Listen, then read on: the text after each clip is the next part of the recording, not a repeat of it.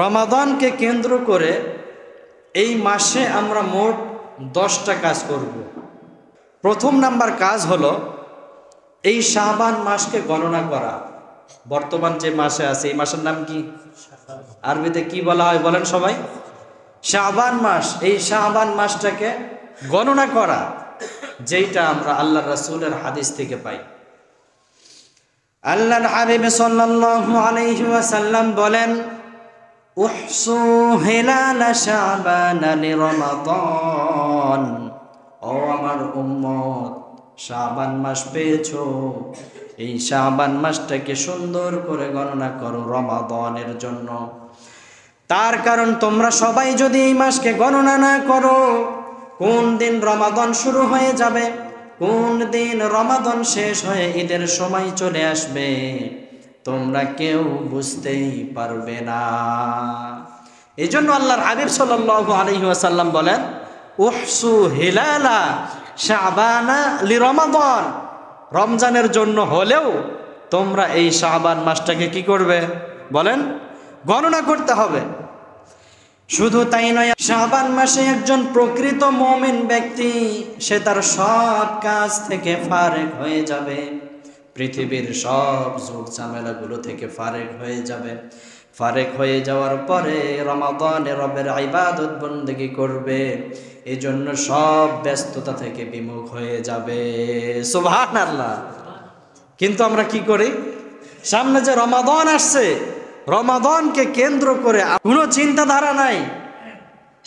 এত সুন্দর মাস একটা রব্বুল আলামিন আমাদেরকে দিচ্ছেন, যেই রব্বুল আলামিন বলছেন, কুতিবা আলাইকুমুস সিয়াম কামা কুতিবা আলাল্লাযীনা মিন ক্বাবলিকুম লাআল্লাকুম তাত্তাকুন। রব্বুল আলামিন জানেন আমার কিছু দুর্বল ইমানদার বান্দা থাকবে, তারা মনে মনে চিন্তা করবে, এই রমাদান মনে হয় আমি তাদেরকে কষ্ট দেবার জন্য দিচ্ছি। রব্বুল আলামিন তাদেরকে লক্ষ্য করে বলেন, ও বান্দা, এই রোজা শুধুমাত্র আমি তোমাদেরকে দিচ্ছি না, তোমাদের পূর্বে যারাই ছিল আমি তাদেরকেও এই রোজা দিয়েছি। সুবহানাল্লাহ। লাআল্লাকুম তাত্তাকুন। ও বান্দা, এই রোজার মাধ্যমে কি হবে তোমরা কি জানো? তাকওয়া অর্জন হবে। তাকওয়া যদি কোনো মানুষের অর্জন হয়ে যায়, ওই মানুষ কি কখনো হারাম কাজ করতে পারে? হারাম কাজ করতে পারে বলেন? তাহলে রমাদানকে কেন্দ্র করে, রমজান মাসকে কেন্দ্র করে এই মাস থেকেই প্রস্তুতি নেওয়ার দরকার আছে না নাই? প্রস্তুতিটা শুরু হবে কিভাবে?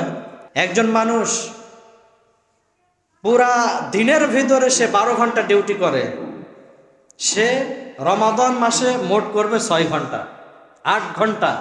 বাকি কাজগুলো রমাদান পূর্বে বা পরে যেই মাসগুলো আছে ওই মাসগুলোতে কাজ করে ওই কাজটাকে পুষিয়ে নেবে।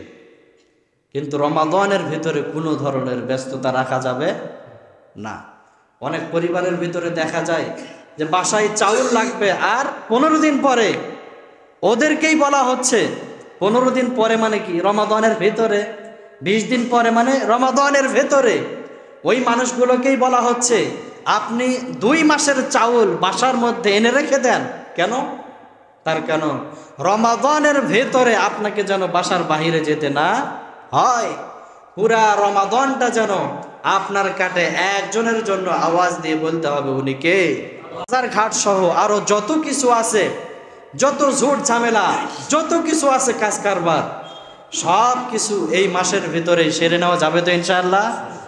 কিন্তু দেখা যায় কি, ওই রমাদান মাসেই এসে সবচাইতে বেশি ব্যস্ততা, বাজার করা, শপিং করা, কাপড় কেনা, জামা বানানো, সব ব্যস্ততা এসে ওই রমাদান মাসের ভিতরে। আপনি যদি বাজারে গিয়েই 4-5 ঘন্টা নষ্ট করেন, আপনি কোরআন তিলাওয়াত কখন করবেন? আপনি কখন রাতে ইবাদত বন্দেগী করার জন্য প্রস্তুতি নেবেন? আপনি নফল নামাজগুলো কখন পড়বেন? কিন্তু আল্লাহ পাক যে রমাদান দিচ্ছেন, এটা কি সাধারণ একটা মাস? তাকওয়া অর্জন করার মাস। আর যেই ব্যক্তির তাকওয়া অর্জন হয়ে যাবে, সেই ব্যক্তি কখনো গুনাহের কাজ করতে পারে না। এই জন্য আমাদের প্রস্তুতির সর্বপ্রথম কাজ যেটা হবে, সেইটা হলো এই মাসকে গণনা দিয়ে শুরু করতে হবে, এবং এই মাসের মধ্যেই রমাদানের সব ঝামেলাগুলোকে শেষ করে নিতে হবে।